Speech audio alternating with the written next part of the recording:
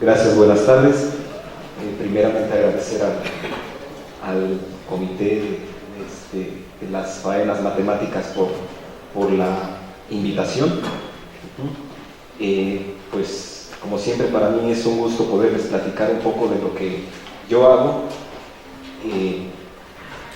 Y bueno, qué mejor que sea para los de casa, es decir, que yo pueda transmitirles parte del conocimiento que yo adquirí aquí y que ahora pues ustedes van a tener una noción de esto que se conoce como los sistemas de control. Quisiera aclarar que solo es una introducción muy breve. La teoría de control es una rama de la matemática bastante amplia, con diferentes subramas. Cada una tiene sus métodos, cada tiene una manera específica de abordarse, y aquí solo revisaré grosso modo generalidades, intentando dejar en ustedes esas nociones básicas de lo que trata esta rama de la matemática. Bien. Voy a empezar a hablar entonces de los sistemas, después específicamente los sistemas con control. Aquí a veces hay una disyuntiva si son con control o son de control. Yo prefiero llamarles sistemas con control, en el sentido de que uno puede establecer un modelo matemático llamado sistema sin la necesidad de darle a ese sistema alguna condición para que se comporte de una manera dada. Esa condición se añade justamente con un control. De ahí el nombre que yo prefiero llamarles sistemas con control. Bueno, veremos algunos esquemas, antecedentes históricos. Posteriormente me enfocaré ya en la propia teoría de control. Y para finalizar les hablaré brevemente de los sistemas lineales. Bien. Entonces, el objetivo de un sistema con control es seleccionar y ajustar un conjunto de elementos que hacen que el sistema se comporte de una manera deseada o de una manera predeterminada. Eso justo lo realiza el control. Bien. Ahora, la rama de la matemática que justamente se encarga de estudiar estos sistemas es la llamada teoría de control. No la teoría de control de masas,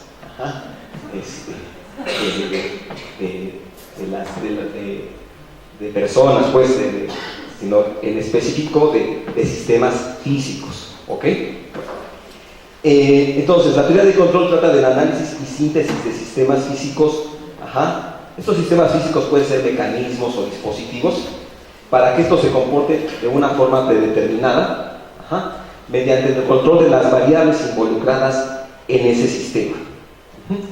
Bueno, aquí cabe aclarar lo siguiente. Vamos a tener un problema físico, un problema real, y lo que uno quiere hacer es intentar comprender cómo se desarrolla ese sistema físico, ese sistema real, que puede ser de la propia física, que puede ser de la biología, que puede ser de la química. Bueno, un segundo tratamiento, precisamente para poder ver el comportamiento de ese sistema real, es la modelación. Entonces, de manera intermedia hay un modelo matemático que precisamente mediante el lenguaje de la matemática intenta describir aquello que ocurre como fenómeno físico. Y una tercera parte es, ya que tengo el modelo matemático, es decir, ahora ese modelo matemático, ¿con qué herramienta matemática lo resuelvo? ¿Estamos? Bueno. Entonces, aquí, en general, la teoría de control abarcaría esos tres procesos. Es decir, la identificación del fenómeno, la modelación del fenómeno y posteriormente la resolución de ese fenómeno. Bien.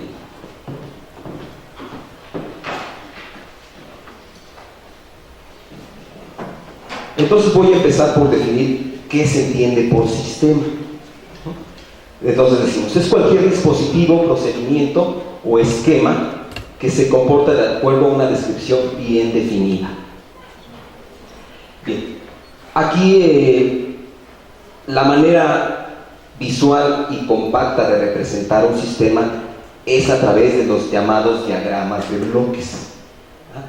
Estos diagramas de bloques pueden ser usados en esas distintas etapas que yo les acabo de platicar. En algunos casos solo dan un vistazo de las componentes o de las partes que actúan en ese sistema. En otra parte de esa resolución indican los pasos del proceso mismo, de la relación y de la resolución de ese modelo. Bueno, entonces esta es una primera aproximación. En esencia tenemos el dispositivo o el procedimiento dado por el rectángulo. Hay una entrada que ingresa justamente al sistema. El sistema se encarga de hacer algo con esa entrada, y ya sea una transformación química, ya sea un proceso biológico, etcétera, etcétera, y al final devuelve una salida. Por ejemplo, pensemos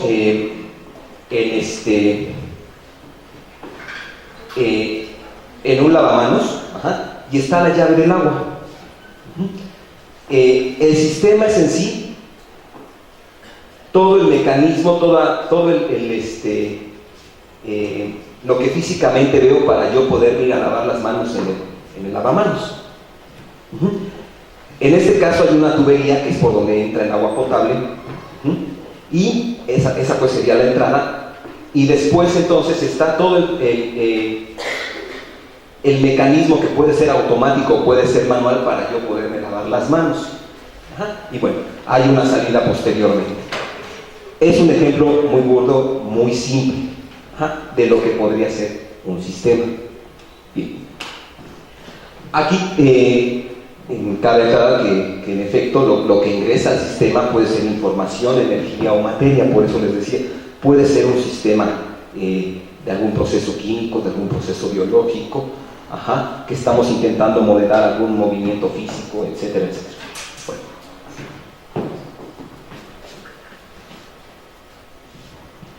Ahora, este sistema vamos a decir que es dinámico si su comportamiento evoluciona a través del tiempo, que pueden ser demoras o retrasos, diferenciación, integración o algunas acciones de ciertas funciones que dependen del tiempo.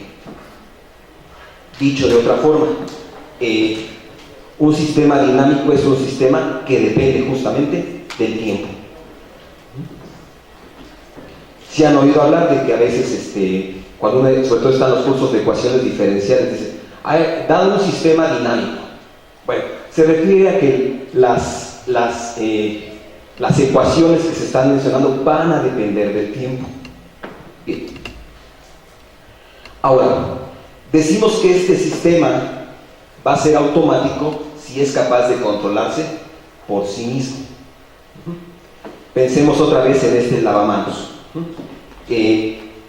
Puede ser un lavamanos enteramente manual, es decir, yo tengo que hacer la acción de mover la llave, y entonces mientras yo no mueva la llave, bueno, yo abro la llave y empieza a salir el agua, y el sistema no se entera de qué está ocurriendo, simplemente está saliendo el agua y yo aprovecho el sistema para lavarme las manos. Bien. Ese proceso se puede automatizar si piensan ahora en un despachador de agua que tiene un sensor que cuando le acercan la mano abre automáticamente el grifo, y cuando le retiran la mano se cierra. Ese sería un sistema automático. En todo momento, al transcurrir el tiempo, está mandando una señal para ver si la mano permanece por debajo, para ver si sigue la acción de tener la llave abierta o en algún momento hay que cerrarla. El otro caso, el habitual, es que yo tenga que operarlo manualmente. Bien.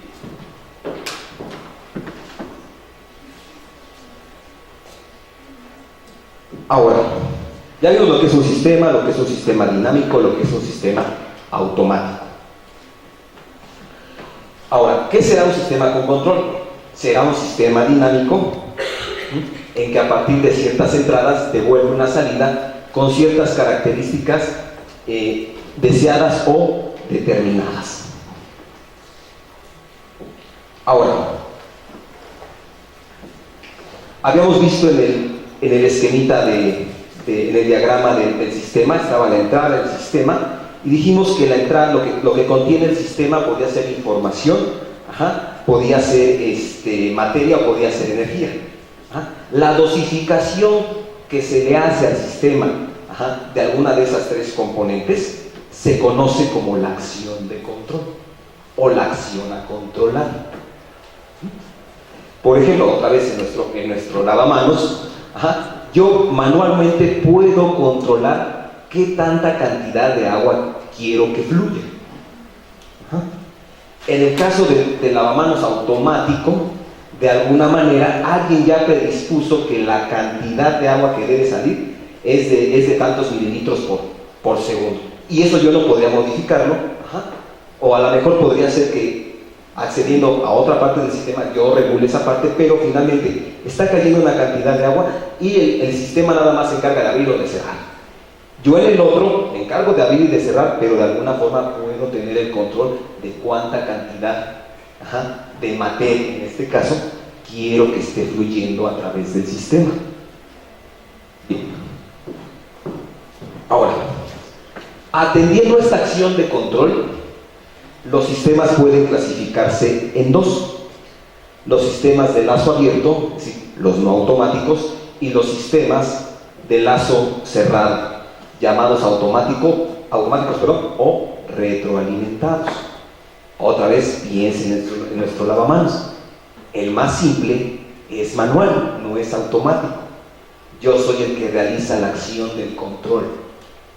Y en el caso del otro, del que tiene el sensor, ese sería un sistema de control retroalimentado automático o de lazo cerrado. Bien.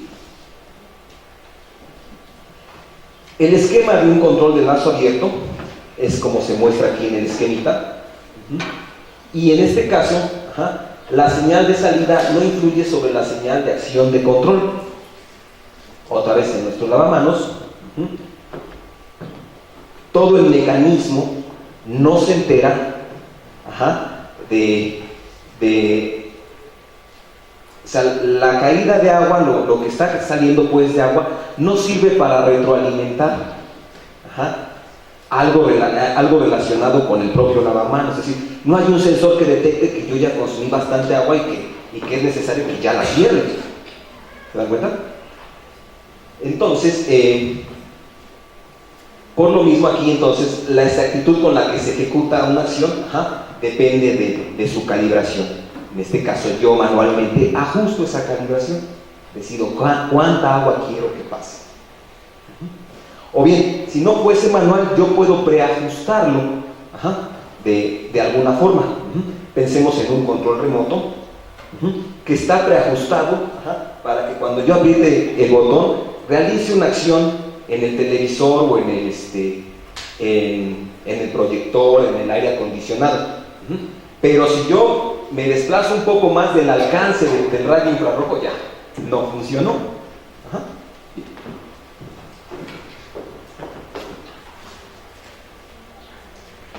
Algunos ejemplos concretos de sistemas de lazo abierto: un microondas, el semáforo, la plancha, como les decía yo, el control remoto, una lavadora.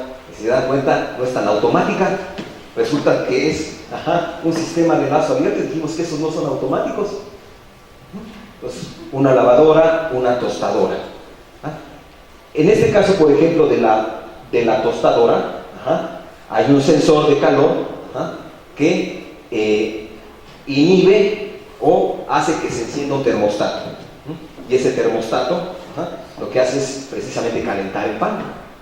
Una vez que de alguna manera en fábrica ya le predispusieron que después de cierto tiempo el pan ya está listo, se inhibe la señal y deja de calentar el pan, y en efecto hasta tiene un sistema que bota el pan para que se deje de quemar o de tostar.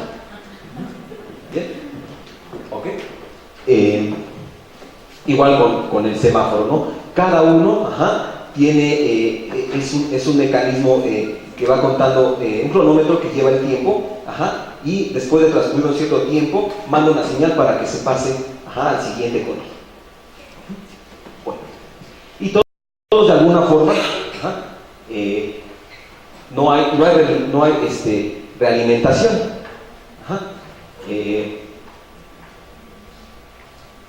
Bien. Quedamos que los otros sistemas son los de lazo cerrado o retroalimentados. Entonces, en este caso, hay una realimentación de la señal de salida, y en este tipo de sistemas se compara la variable a controlar con la señal de referencia, de forma que en función de la diferencia entre una y otra, el controlador modifica la acción del control. Es decir, entra la información al sistema, realiza la acción, pero monitorea cuál fue la salida de esa acción, si fue la acción deseada o no. Esa información la vuelve a mandar como si fuera una entrada. A la entrada le añade si hubo un desplazamiento, una desviación de lo que yo pretendía obtener como salida. Se compara, y entonces aquí entran una serie de componentes que yo así grosso modo le estoy llamando el controlador, quien decide qué acciones se deben tomar para modificar esa salida si existe una desviación muy grande de lo que yo esperaba obtener. Bien, en este caso, justamente el sensor de ese lavamanos automático en todo momento está mandando una señal para ver si está ahí la mano. Entonces está en cada momento realimentando para ver si se necesita o no cerrar el circuito para dejar de suministrar el agua. Pero son dos ejemplos muy sencillos. Entonces, dice, la salida real se compara con respecto al comportamiento deseado, de tal forma que si el sistema lo requiere, se aplica una acción correctora. Eso lo hace justamente el control medido. Ya dependiendo del tipo de sistema del que estemos hablando, esa acción correctora puede ser llevada a cabo por diferentes mecanismos físicos. Pueden ser eléctricos, pueden ser mecánicos, pueden ser válvulas, pueden ser pistones, no sé. Ahora, aunque atenúan el error para lograr el objetivo, estos sistemas reducen los efectos de no linealidad, pero tienden a ser inestables. Por ejemplo, un sistema común de lazo cerrado son, por ejemplo, los lectores de discos duros de cilindros o los lectores de CD. Si se dan cuenta, tienden a fallar mucho. De hecho, ahorita vamos a hacer algunos ejemplos. Y justamente lo que se evalúa es esa desviación aquí llamada error. La desviación que hubo con respecto a la salida que yo esperaba. Esa es de alguna manera la que me permite decidir, la que me permite juzgar si el sistema se está comportando como yo deseo o no. Bien, y aquí está cómo se define. Si se dan cuenta, es la diferencia de la salida con respecto de la entrada. Algo bastante sencillo.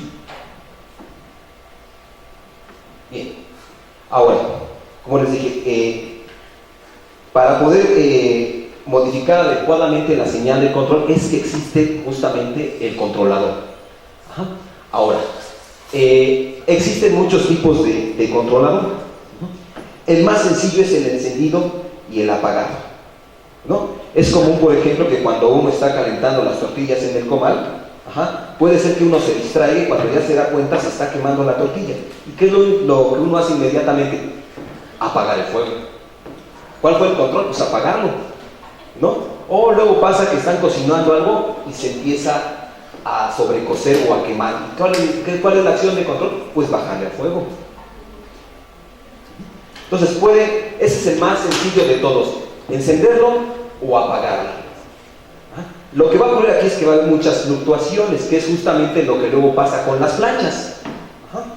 Está uno ahí planchando y después, o sea, primero uno la enciende para que agarre cierta temperatura, ¿no?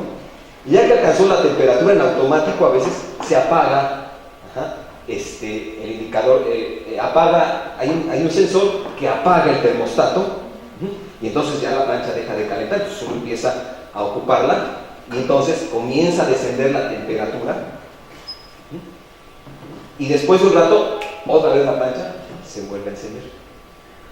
Pero entonces, de alguna forma como que anda oscilando en un promedio de temperaturas todo el tiempo que yo la tengo accionada. No se mantiene constante esa acción de la temperatura. Por ejemplo, un control un poquito más elaborado de ese mismo mecanismo de la plancha, podría ser un aire acondicionado. Uno preajusta el sistema y dice, a ver, no sé, quiero que estemos a 18 grados. Y entonces tomo una muestra del entorno para ver a qué temperatura andamos. Entonces, dependiendo si estamos arriba o está abajo, echa a andar el refrigerante para provocar que se descienda la temperatura, o un termostato para empezar a aventar aire caliente en caso de que estemos por debajo de la temperatura que le hayamos preajustado. Pero como en todo momento está tomando muestras de cómo está la temperatura del ambiente, continuamente se está modificando para tener la temperatura del medio en la temperatura que yo le he preseleccionado, salvo quizás alguna desviación ahí que es permitida de fábrica. Pero en este caso, ese es un poco más elaborado que el encendido y el apagado. Bueno, están los proporcionales, como su nombre lo indica. Aquí la QDT es la que representa el control. Estamos dando una proporción K de ese error. Esa proporción es conocida como ganancia y lo que representa es justamente la proporción del error presente, es decir, no salió como yo esperaba, ¿qué error hubo? Luego, está el controlador tipo integrador. Este representa la acumulación de los errores pasados. ¿Quién da esos errores pasados? Esa acumulación, la integral. Derivativo. Representa una predicción del error futuro. ¿Mediante qué? Pues mediante una derivada. Son de alguna forma los cuatro básicos. Ahora hay combinaciones, predictor derivativo, predictor integrador, pero el más común es el predictor derivativo integrador. Es decir, hace una ponderación del error presente, del error pasado y de lo que pueda pasar para mantener precisamente controlado al sistema. Bien. Claro, tiene sus caracterizaciones, entra en algún momento específico en el sistema, lo modifican, etcétera, etcétera. O sea, aquí, repito, estoy hablando de esas generalidades. Uno se puede echar un clavado ahí en eso y se puede entretener varios meses. Bueno, ejemplos de sistemas de control de lazo cerrado. Pues nada más basta asomarse a la cabina de un avión para ver toda la serie de botones y de cosas que tiene ahí, ¿no? Precisamente para controlar el vuelo. Estos sistemas de las líneas, de producción automatizadas, como puede ser de una refresquera, como puede ser de una armadora de vehículos, En este caso, por ejemplo, una transmisión, una transmisión automática, una planta nuclear. Entonces puede ser tan complejo como uno quiera y tan simple como este lavamanos que les había yo dicho que es automático. Bueno, habíamos dicho que una característica de los sistemas de control de lazos cerrados es que son inestables. Bueno, ahí tiene la tragedia de Chernobyl, ahí tienen los aviones que se caen, etcétera, etcétera. Claro, son los menos casos, pero sí hay esa posibilidad de que puedan fallar. Bien, ahora vamos con algunos antecedentes históricos. Vamos a ver, entonces, el primer mecanismo de control, los primeros mecanismos, se dieron, por ejemplo, en los relojes de péndulo y en los molinos de viento. Son controles en esencia mecánicos. Hasta aquí todo el control es científico, prueba y error. Posteriormente, con la revolución industrial, la máquina de vapor, apareció la necesidad de controlar esa maquinaria. Entonces, un primer mecanismo automático de control fue el regulador centrífugo de James Watt. Entonces, aquí está una máquina de vapor. A mayor presión, entonces se supone que genera mayor energía cinética. Y entonces, una manera de regular que esa velocidad no se saliera de ciertos valores era añadiendo ese regulador centrífugo que está aquí, y a su derecha van a encontrar precisamente una ampliación de ese controlador centrífugo que lo único que hace es liberar un poco de vapor para que justamente reduzca la presión de la máquina de vapor. Bien. Otro ejemplo es el telescopio rotatorio por el astrónomo británico Bill Airy. Y entonces habría que mover una serie de palancas y demás, y entonces porque era un telescopio muy grande y pesado. Entonces, mediante la acción de ciertas palancas, uno podía controlar el movimiento. Otra vez, esa es una especie de control mecánico.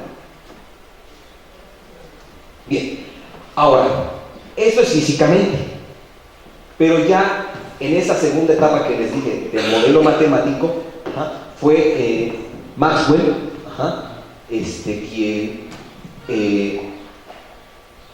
propuso algunos mecanismos de control, pero él lo realizó estudiando el modelo matemático que los describía. Se dio cuenta de que algunas perturbaciones podrían provocar que el sistema se controlara de la forma no deseada, llevando eso a una inestabilidad, y se dio cuenta de ese problema y solo lo resolvió para casos muy particulares. En forma general no pudo resolverlo. Bien, damos un salto hasta el siglo pasado, y entonces la ingeniería de control durante la década de los 20 germinó y fue reconocida como disciplina. Posteriormente, ya el número de aplicaciones se incrementó para los años 30, con los sistemas telefónicos, las plantas eléctricas, la estabilización de aviones, etcétera, etcétera, la industria química, del petróleo, del acero. Al periodo de 1900 a 1950 se le conoce como el periodo del control clásico. Ahora, ¿qué motivó entonces esta aparición de mecanismos de control? Pues la modelación mediante ecuaciones diferenciales. Justamente esa etapa intermedia del modelado se dieron cuenta que se realizaba mediante ecuaciones diferenciales. Pueden ser estas ordinarias, pueden ser estas parciales.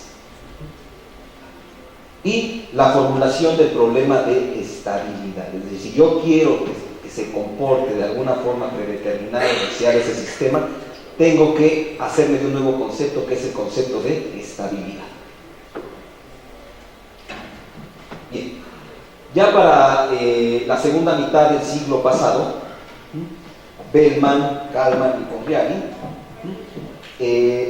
establecieron las bases para la teoría moderna de control. La lista de aplicaciones en la industria es infinita. Entonces, Hoy en día podemos tener dos puntos de vista relativos a la teoría del control. Uno de ellos es desde el punto de vista técnico, que lo constituye la ingeniería de control, y otro es analizar el control de una forma más teórica y abstracta, como disciplina matemática, que es justamente la teoría de control, también llamada teoría de control de sistemas. Entonces, en este sentido, habíamos dicho que había dos enfoques, ¿no? El enfoque clásico y el enfoque moderno. Bueno, entonces en el enfoque clásico, este control está basado en la transformada de Laplace.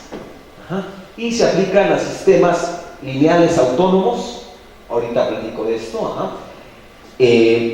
Bueno, vamos a ahorita ver los sistemas lineales.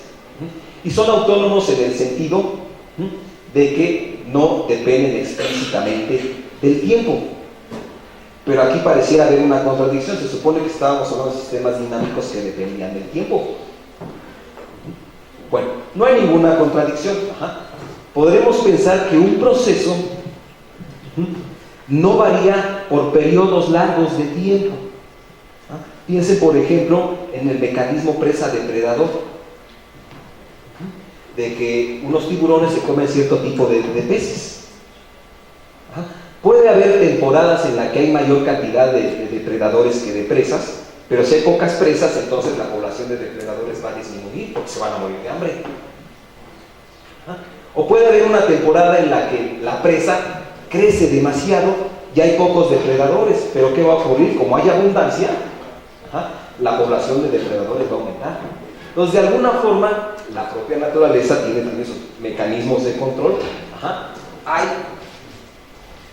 de alguna forma, en promedio, durante cierto periodo de tiempo, el mismo comportamiento o la misma cantidad de depredadores que de presas. Si hiciéramos, por ejemplo, un censo cada 10 años de ese fenómeno, podríamos ver que hay una ligera variación en la población de ambos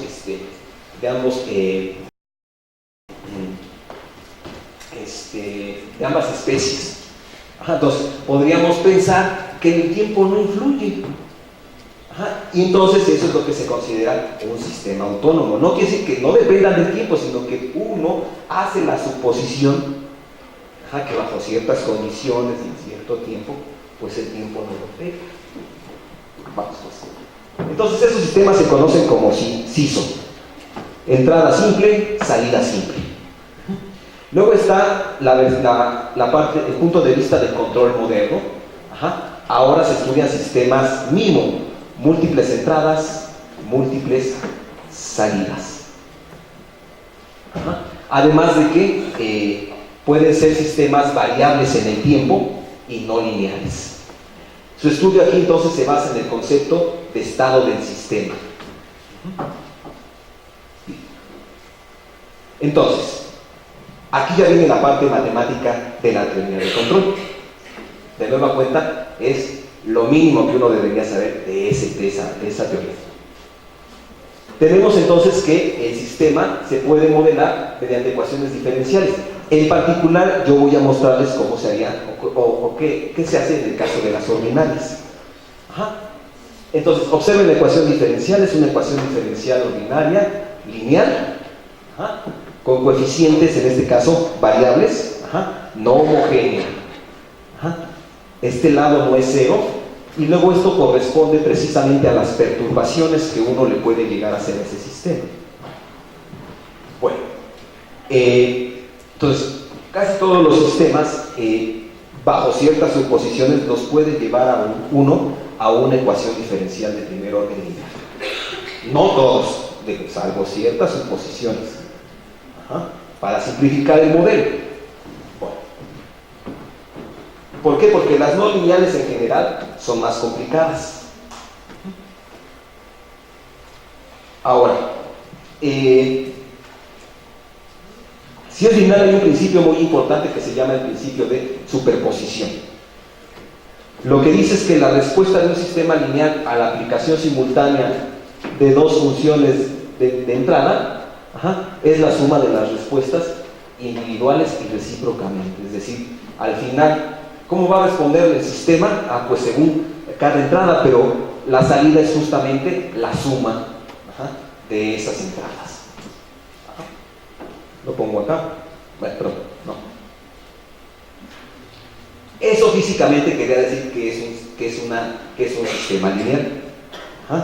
Ya en ecuaciones diferenciales a uno le enseñan qué características y propiedades debe tener una ecuación diferencial para que ésta sea lineal. Ahora, estas entradas típicas de los sistemas de control pueden ser de tres tipos. Puede ser escalón, es decir, una referencia constante que entra al sistema, de rampa, una variación continua, o de impulso, es decir, una variación con magnitud grande y una corta duración. Ahora, dijimos que en el enfoque clásico es que se utiliza la transformada de Laplace, y esta es una herramienta fundamental. ¿Qué se hace? Pues justamente la ecuación diferencial, el modelo matemático es una ecuación diferencial que depende entonces del tiempo. Aquí también hay que aclarar que estamos pensando en ecuaciones diferenciales de tiempo continuo, porque el tiempo puede también considerarse discreto, entonces tendría una ecuación de diferencias. Entonces, si el tiempo se considera como un continuo, la primera parte modelaría ese sistema. ¿Y qué hacemos? Mediante la transformada de Laplace, lo llevo a un dominio que se conoce como el dominio de frecuencia complejo. ¿Cuál es la ventaja? Bueno, aquí en este caso estoy representando a GDT GDT representa al sistema. Lo que pasa ahora es que en el dominio de la transformada de Laplace, la ecuación diferencial se vuelve una ecuación algebraica. Y ahí es más fácil de hacer manipulaciones que con la otra ecuación, con la diferencial. Es decir, lo que gana uno es simplificar un poco el modelo. Ahora, por lo regular, un sistema de orden n con una sola entrada y una sola salida, los que le llamé los sistemas ISO, tienen asociada una ecuación diferencial con coeficientes constantes. La que presenté primeramente, dije, bueno, cualquier sistema, bajo ciertas consideraciones, podría modelarse con una ecuación diferencial lineal. Tenía coeficientes variables y era no homogéneo. Aquí estamos pensando ahora que para los sistemas más sencillos yo tengo una ecuación diferencial. Las Y representan las salidas y las U representan las entradas. Observen que para cada una tenemos información sobre sus derivadas, información sobre las derivadas de la entrada, información sobre las derivadas de la salida. Y mediante una relación vemos las asociamos. Ahora, si todas las condiciones iniciales son cero, entonces esa ecuación diferencial que modelaría un sistema SISO se ve de esta forma, que es justamente una ecuación ahora algebraica. Justamente en el dominio de la frecuencia, es decir, en la parte algebraica, si uno toma el cociente de y entre s, construye algo que se llama la función de transferencia. Y esa función de transferencia es el modelo matemático del sistema y da información justamente sobre el sistema, si se va a comportar de manera estable o inestable. Bueno, eso sería en la teoría clásica de control. En la teoría moderna de control hace uno uso del concepto de estado. Quedamos que en la teoría moderna de control interesan ahora sistemas de múltiples entradas y múltiples salidas, que no son autónomos, es decir, sí dependen explícitamente del tiempo, y pueden estos ser no lineales, es decir, son sistemas más complejos. Aquí el concepto más importante es el de estado. Bueno, ¿qué dice hay una consecuencia de este concepto? Dice que el desarrollo instantáneo de un sistema depende de su historia pasada. Así que el desarrollo de un sistema al tiempo t mayor que el tiempo inicial puede determinarse dando la entrada y el estado del sistema en el tiempo t igual a t0. Es decir, que yo puedo de alguna forma Determinar cómo se va a comportar el sistema si yo conozco la información del sistema en tiempos pasados, para entradas también pasadas. Bueno, ahora, en este sentido, la función de transferencia no permite capturar eso que sí hace este concepto de estado del sistema. Entonces, entendemos por estado de un sistema la cantidad mínima de información, justamente, necesaria en un instante para que, conociendo la entrada, a partir de ese instante, yo pueda determinar la salida en cualquier instante posterior. Eso es lo que yo desearía del modelo, predecir qué va a pasar en el futuro, si yo mantuviera las variables controladas.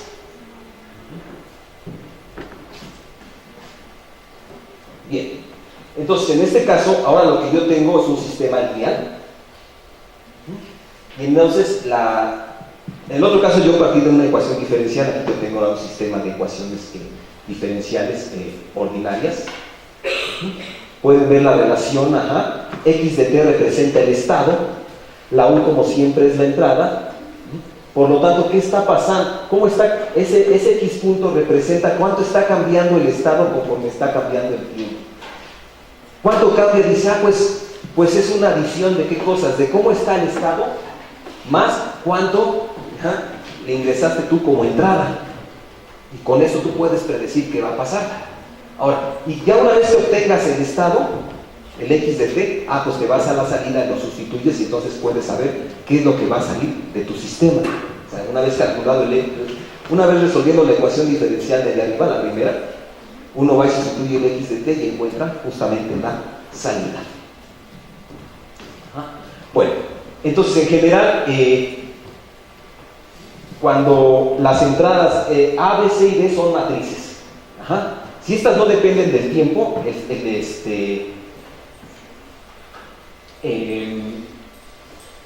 el sistema se llama invariante en el tiempo o LTI, que es tanto como haber dicho que es un sistema autónomo. Luego, si K es 1 y N es 1, lo que tengo es un sistema de una entrada y una salida, que yo podría abordar fácilmente con el control clásico. Y si K y N son mayores que 1, lo que tengo ahora es un sistema de múltiples entradas y múltiples salidas. Esos superíndices están dando justamente el tamaño del espacio que ocupa la entrada y la salida.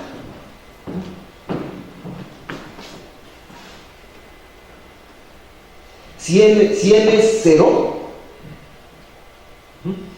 por ejemplo, se dice entonces que el sistema no tiene memoria, porque pues no hay manera de hacer la referencia porque no va a haber el estado. En el caso de que fuera un sistema lineal discreto, la ecuación diferencial anterior se reemplaza por una ecuación en diferencias, pero la salida sigue siendo exactamente la misma. Bien. ¿Qué más podemos decir de estos sistemas lineales? Bueno, hay tres conceptos importantes en la teoría de control. Cada uno de ellos tiene sus métodos para calcularse y estimarse. Existen criterios para determinar cada uno de ellos. Puede ser mediante integrales debido a que son ecuaciones diferenciales, o puede ser mediante matrices, puesto que vimos que en los sistemas aparecen matrices, o sea, criterios relativos a matrices, pues. O si uno hace el estudio mediante la transformada, atrás quedamos que eso es algebraico, entonces también mediante el estudio de las raíces de los polinomios que ahí se generan, también uno puede determinar algunas características importantes de estos conceptos, importantes en la teoría de control. El primero de ellos ya habíamos visto es la estabilidad, es decir, que yo pueda de alguna forma controlar que se comporte como yo deseo. Entonces, dice, un sistema es estable si sus salidas permanecen acotadas para cada entrada acotada. Esas cotas son justamente lo que yo como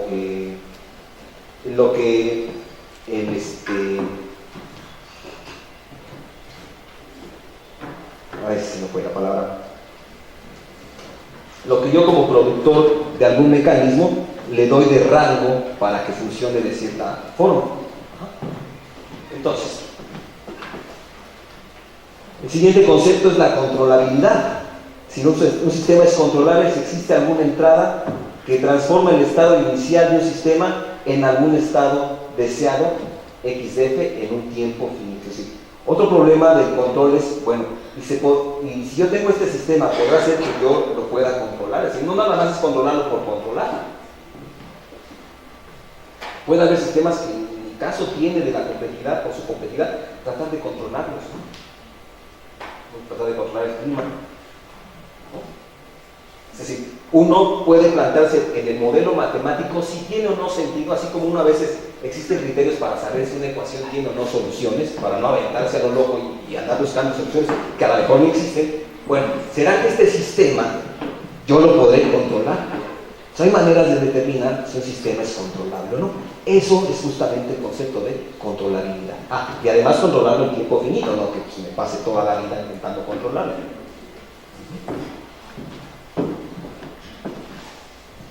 Observabilidad. Un sistema es observable si el comportamiento interno del sistema puede detectarse desde sus salidas en un intervalo de tiempo finito. Es decir, ahora me pongo en el otro extremo. Ahora estoy en las salidas, y observando las salidas, pues puedo ver si el comportamiento, yo lo puedo de alguna forma predecir, viendo justamente nada más las salidas. Entonces ambos conceptos están estrechamente relacionados mediante la función de transferencia. Bueno, finalmente, ya estamos en el tiempo, algunas ramas de la teoría de control. No son todas, solo algunas. El control puede ser robusto. ¿A qué se refiere con robusto? O sea, tiene que ser generoso, tiene que ser amplio. Se refiere a que probablemente las entradas o el propio estado contiene, aparecen en ellos algunas otras cosas, algunos otros factores que lo modifican. Y entonces yo lo que puede haber, además de que influye el tiempo, puede haber otras cosas que lo modifiquen, pero esas cosas que lo modifiquen son parámetros que se mueven dentro de ciertos rangos. Entonces, contemplando esa posibilidad de que hay otros parámetros que andan ahí fluctuando, yo lo que desearía es que se comportara de un modo preestablecido, pero tomando en consideración esas posibles fluctuaciones que pueden estar dentro del sistema o pueden venir fuera del sistema, ya sea en la entrada o por la propia naturaleza del sistema. ¿Me explico? Entonces, en el control robusto, aparte del tiempo y de la entrada y del sistema y de la salida, hay algunos otros parámetros. Bien. Entonces, la idea es controlarlos a todos. Por eso es robusto. El control adaptativo, su nombre lo dice, es decir, en cada etapa yo tengo de alguna forma que irlo adaptando a lo mejor, como si fuera prueba y error, pero de una manera automática, con ciertos sensores, establecer cuándo debe apretar más, cuándo debe aflojar, etcétera, etcétera. Control óptimo. En el control clásico, si uno resuelve la ecuación diferencial, generalmente, y recordarán de sus cursos, uno dice, es que está la solución particular y la solución del sistema homogéneo asociado, o del sistema, de la solución le llaman complementaria. Bueno, lo que ocurre aquí es que si es un sistema realimentado, vuelve a entrar la información y otra vez hay que hacer el cálculo. Cada vez que tomo muestras de la salida y lo realimento, tengo que estar calculando qué le tengo que hacer al control. Bueno, es óptimo en este caso si el control de alguna forma sabe entre qué rangos se están moviendo esas desviaciones y aplica uno ideal para un periodo de tiempo más grande en lugar de a cada rato. Por eso es óptimo. En este caso, por lo regular, hay una función, hay un funcional a optimizar. que está relacionado también pues, con las soluciones de la ecuación diferencial. Y es estocástico si ahora la entrada y la salida resultan ser variables aleatorias, es decir, son azarosas. Ese tipo de control se estudia desde otro enfoque y también tiene sus cosas terribles y feas. Entonces, son algunas. Hay otros tipos de control, los más comunes son estos que les he presentado. Y bueno, finalmente esto sería todo lo que yo les podría platicar de esas generalidades de los sistemas con control.